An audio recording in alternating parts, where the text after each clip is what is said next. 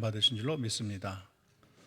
여러분 인사할까요? 오늘 잘 오셨습니다. 하나님의 축복이 임하기를 소원합니다. 잘 오셨습니다.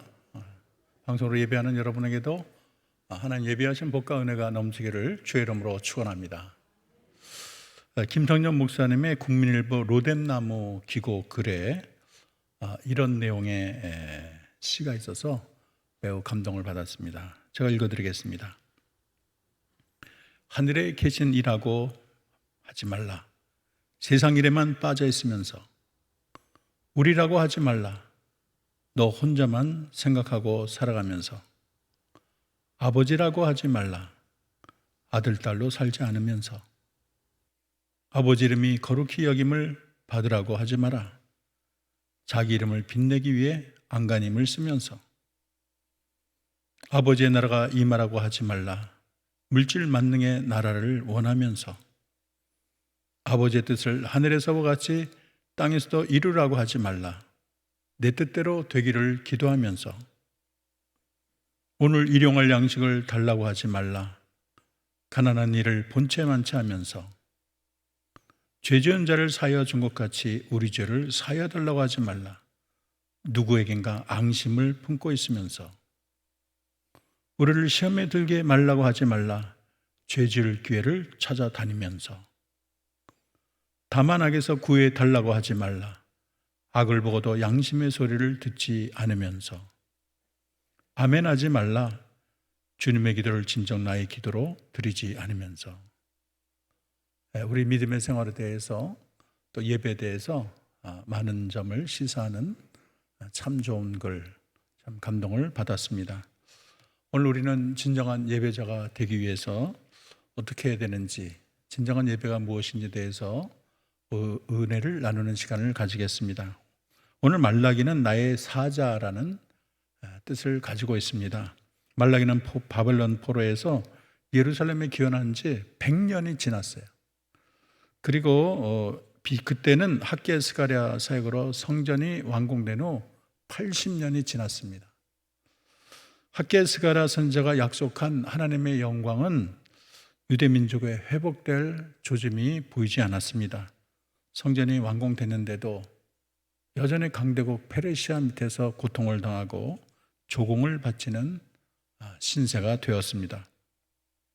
과거 찬란한 영광의 시대가 있었지만 이제는 빛바랜 흑백 사진처럼 그 영광이 사라진 지 오래입니다. 이전에 많은 선지자가 메시아가 올 거라고 다들 증거했는데 메시아가 올 기미는 조금도 보이질 않습니다. 에돔을 비롯한 주변의 많은 나라들이 너무 괴롭혀서 현실의 삶이 팍팍하고 먹고 살기 힘들고 미래의 희망마저 보이질 않습니다. 이런 이유로 이스라엘의 믿음이 더욱 식어져 갔고 마음은 낙담이 찾아오고 하나님에 대한 불신도 점차 쌓여갔습니다. 하나님의 선택된 백성이라는 그런 믿음마저도 풍전등화처럼 희미하고 약해지고 정말 소망이 보이질 않았습니다. 하나님의 백성은 상한 마음으로 진정성 없는 마른 건빵 같은 형식적인 예배를 드렸습니다. 하나님의 사랑이 식었고요. 이런 상황에서 이스라엘 백성은 다시 죄악 속으로 들어가서 이전의 포로 이전의 삶을 답습했습니다.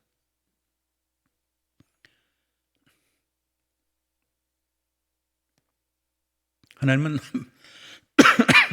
말라기를 통해서 그들의 예배의 실패를 지적하는데 백성들이 이렇게 마음이 식어지고 예배가 형식된 데에는 제사장들의 잘못이 크다고 말할 수가 있어요.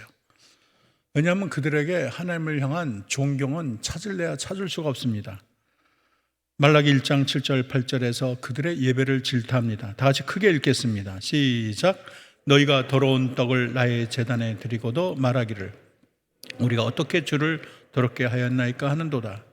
이는 너희가 여호와의 식탁은 경멸히 여길 것이라 말하기 때문이라. 만군의 여호와가 이르노라. 너희가 눈먼 희생 제물을 바치는 것이 어찌 악하지 아니하며 저는 것 병든 것을 드리는 것이 어찌 악하지 아니하냐. 이제 그것을 너희 총독에게 드려보라. 그가 너를 기뻐하게 했으며 너를 받아주겠느냐. 그들은 더러운 떡을 하나님의 제단에 바쳤어요. 번제단에는 흠없는 제물을 바쳐야 되는데 그들은 하나님의 식탁을 경멸히 여겼습니다. 그리고 병든 것, 눈먼 것, 저는 것, 사람들이 거들떠도 보지 않고 있으나 마나한 것만 하나님께 바쳤습니다. 그래서 형식적이고 의무적인 제사였어요. 그리고 하나님께 예배하는 게 얼마나 번거로운가.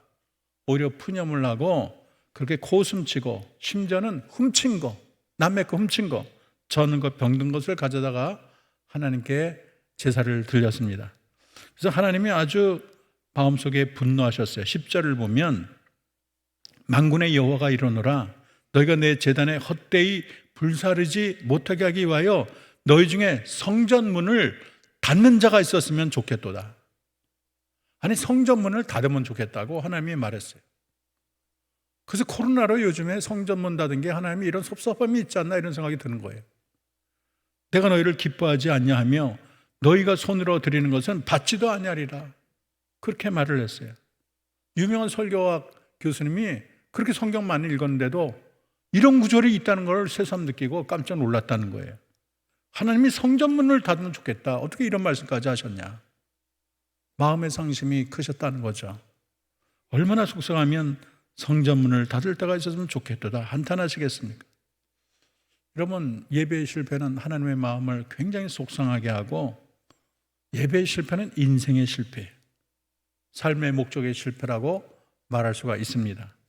예배라는 것은 공통적으로 신앙용어로는 프로스쿠네오라고 하는데 엎드려 키스하다, 절하다, 엎드리다, 지존하신 하나님께 합당한 영광을 돌리고 존경과 경의를 표하고 그분 앞에 엎드리는 거예요.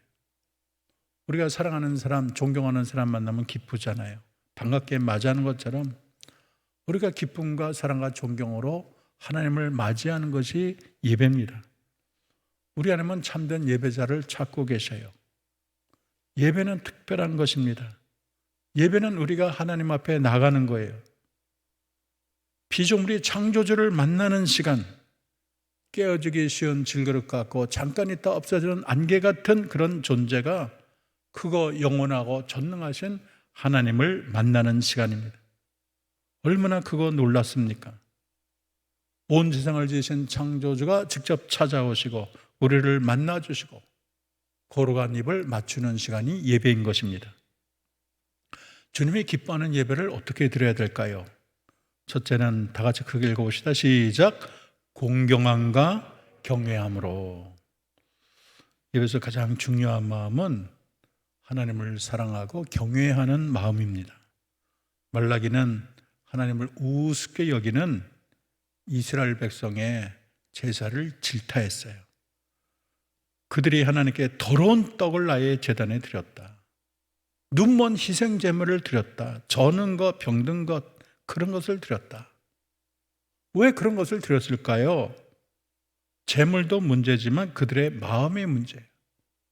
하나님은 그들의 마음을 한마디로 얘기합니다. 그들의 마음은 한마디로 하나님을 멸시하는 것이라 그랬어요. 멸시라는 단어를 썼어요. 6절에 보면 내 이름을 멸시하는 제사장들아, 그렇게 질타하고 있습니다. 너희들 정말 그것이 합당하다고 생각하면 너희 총독에게 드려봐라. 총독이 기뻐 받겠느냐? 저는 거, 병든 거, 훔친 거, 그런 거 총독이 갖다 주면 기뻐서 고마워할까?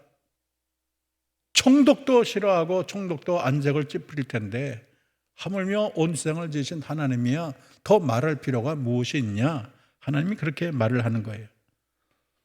그래서 성전문을 닫으면 차라리 좋겠다.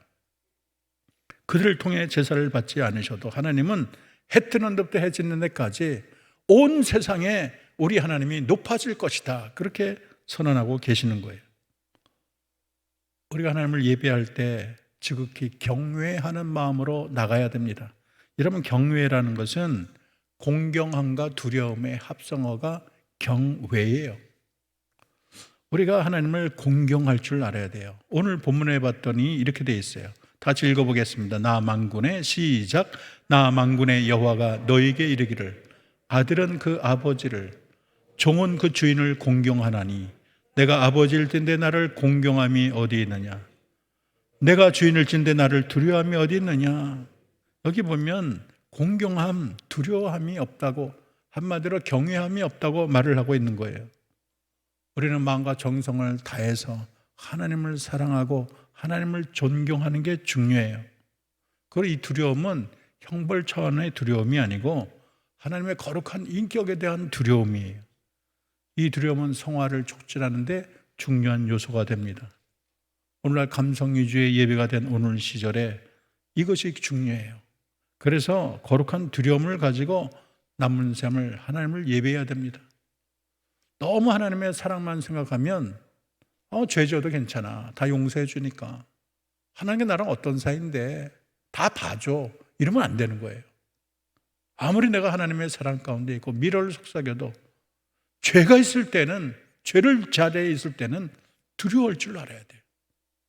사랑과 두려움이 같이 가는 게 바른 신앙이라고 말할 수가 있는 것입니다. 여러분, 영적 세계에 대원리가 있는데 이 원칙을 잘 지키는 자는 여러분 인생이 잘 되고 영혼이 잘 될 것입니다. 그런데 이 원칙을 어기는 순간 그는 세상에 비참한 인생이 되고 말 거예요. 그 원칙이 뭐냐면, 하나님은 존중히 여기는 자를 존중히 여기지만 하나님을 멸시하는 자는 하나님이 경멸히 여긴다는 사실입니다. 엘리 집안은 대제사장 집안, 굉장히 온 민족의 영혼을 책임진 지도자입니다. 근데 그가 하나님 말기를 헌신착처럼 알았어요. 하나님을 우습게 여겼어요. 하나님의 법을 지키지 않았습니다. 그의 아들 홈니와 비느하스도 제사장인데 하나님의 바친 제물을 횡령했어요. 기름을 태우기 전에도 제사할 날고기를 달라고 때를 쓰는 거예요. 아무 고기나 갈고리를 콕 찍어가지고 자기 고기로 삼아요.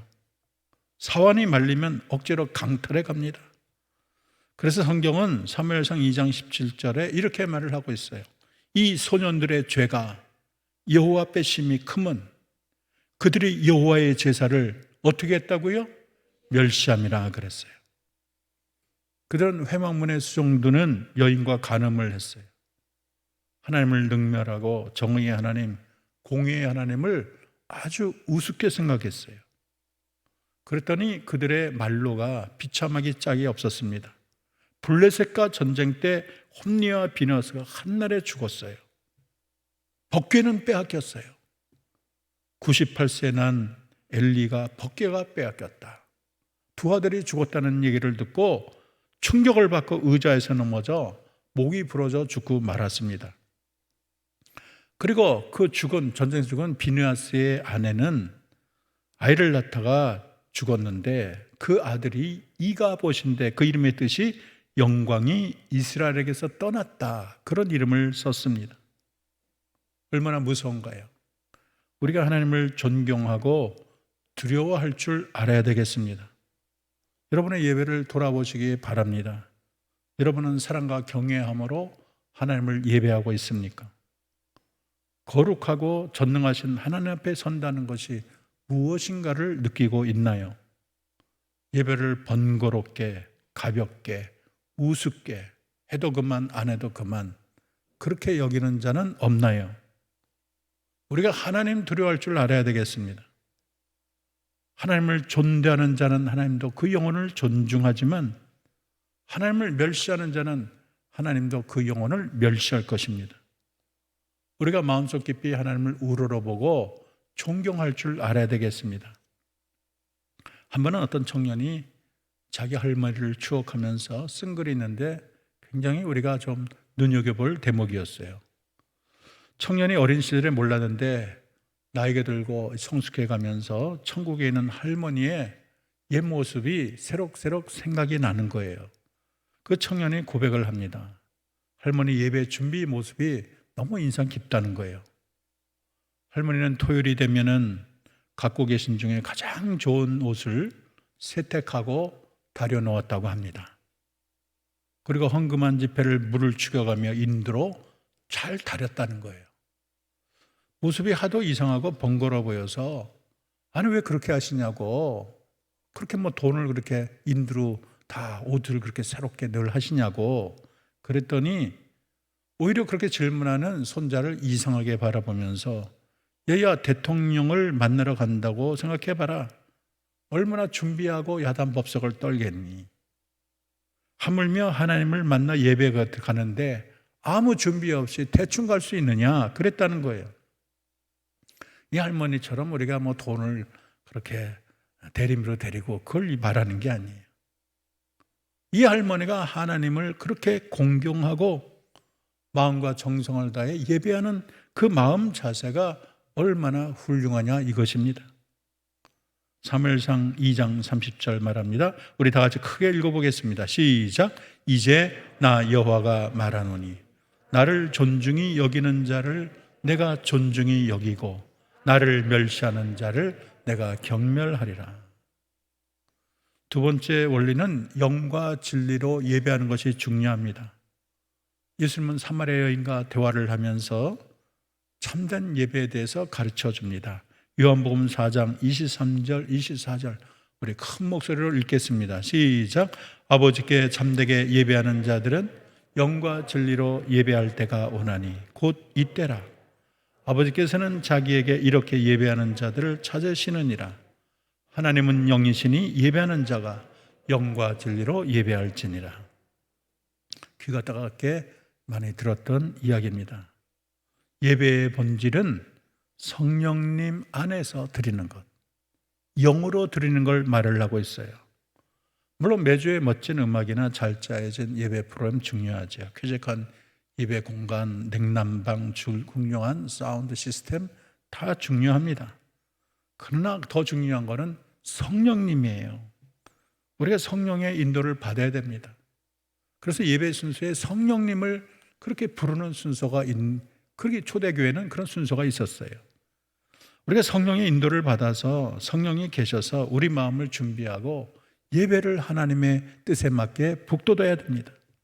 성령이 우리를 촉구하고 찌르고 밀어붙이고 가르치고 우리를 깨끗하게 해서 하나님께 예배 드리는 것이죠. 처음부터 끝까지 성령께서 우리의 심령을 지배해야 됩니다. 성령이 함께할 때 들을 귀가 있는 자는 들을지어다. 성령이 그 말씀을 이해하도록 우리 마음을 움직여주는 거예요. 성령이 우리 기도를 도와주셔요. 로이드 존슨은 말을 합니다. 부흥이라는 책에서 하나님의 성령이 역사하지 않을수록 예배는 형식화되었다. 반면 신앙이 회복될수록 성령이 주관하시는 예배가 되었다. 모든 예배는 또한 진리로 예배를 드려야 합니다. 예배에 만나는 하나님은 진리의 하나님, 진리를 선포하시는 하나님이십니다.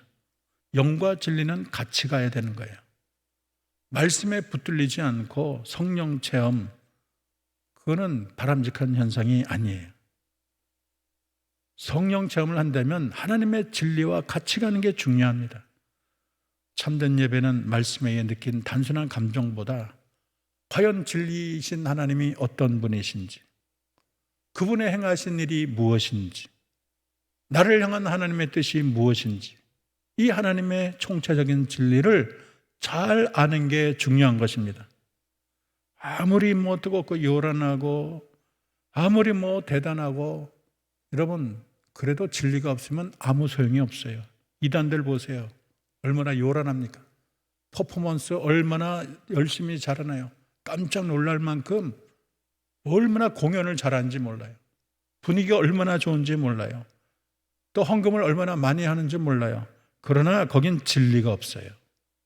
거짓된 진리를 증거하고 있어요. 잘못된 진리 위에 선 예배나 교회는 파멸할 수밖에 없습니다. 예배를 통해서 진리이신 하나님이 드러나고 우리를 향한 선하신 그분의 뜻만이 나타나야 되는 것입니다. 세 번째는 오직 주님께 초점을 맞추는 게 중요합니다. 참된 예배는 내 자신에게로 들어가는 것이 아니라 하나님께로 들어가는 순간이에요. 그래서 참된 예배는 예배 형식이나 순서에 반응하는 것이 아니고 그 너머에 계신 하나님에게 초점을 맞추는 것입니다. 참된 예배의 대상인 하나님으로부터 눈길을 돌리는 것은 다른 것에 반응을 하는 거예요. 음악을 가지고, 기도를 가지고, 설교를 가지고 평가를 합니다. 그것도 중요하겠지만 내 마음이 온전히 하나님 한 분만을 바라보고 그 하나님을 우러르고 있느냐, 이것이 중요한 것입니다. 우리가 주님을 바라볼 때 세상은 간 곳 없고 구속한 주만 보이도다. 얼마나 아름답습니까? 하나님에게 집중하고 하나님을 깊이 묵상하는 것이 예배를 시작하는 기초가 되는 것입니다. 우리가 인간에게 초점을 맞춘 예배가 되지 않도록 조심해야 되겠습니다. 예배는 콘서트가 아니에요. 구경하고 관람하고 박수 치는 데가 아닙니다. 목사님이 설교 몇 점짜리 하나 보자. 대표 기도자 오늘은 기도 제대로 하려나. 여러분, 감상자가 있다면 예배 받으시는 한 분만이 감상자예요.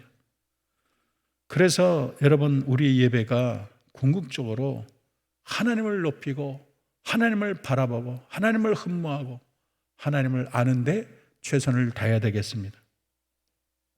네 번째는 거룩한 기대와 겸손으로 예배하는 것이 중요합니다. 리차드 포스터는 영적 성장과 훈련에서 이렇게 말을 합니다. 성경에 나타난 예배의 특징은 사람들이 거룩한 기대 속에 모였다는 것이다. 그들은 자신들이 실제로 하나님의 음성을 듣는다고 말했다. 모세가 성막으로 들어갈 때 그는 하나님의 존전으로 들어간다는 것을 알았다. 이 사실은 초대 교회도 마찬가지다. 믿음은 바라는 것의 실상이고 바라는 건 기대잖아요. 우리가 이 예배드리러 올 때 주님을 기대하는 거예요. 하나님을 저 멀리 하늘에 있는 추상적인 존재로 생각하지 마시고 지금 이 자리에 주님이 계시다. 내 옆에 계신다.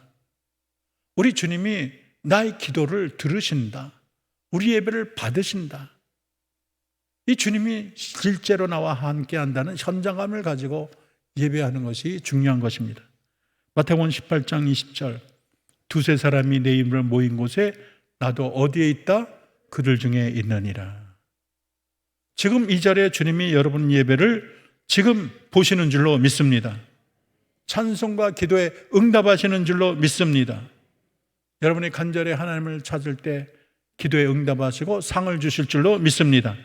히브리서 11장 6절, 믿음이 없이는 하나님을 기쁘시게 하지 못하느니 하나님께 나아가는 자는 반드시 그가 계신 것과 자기를 찾는 자에게 어떻게 하신다?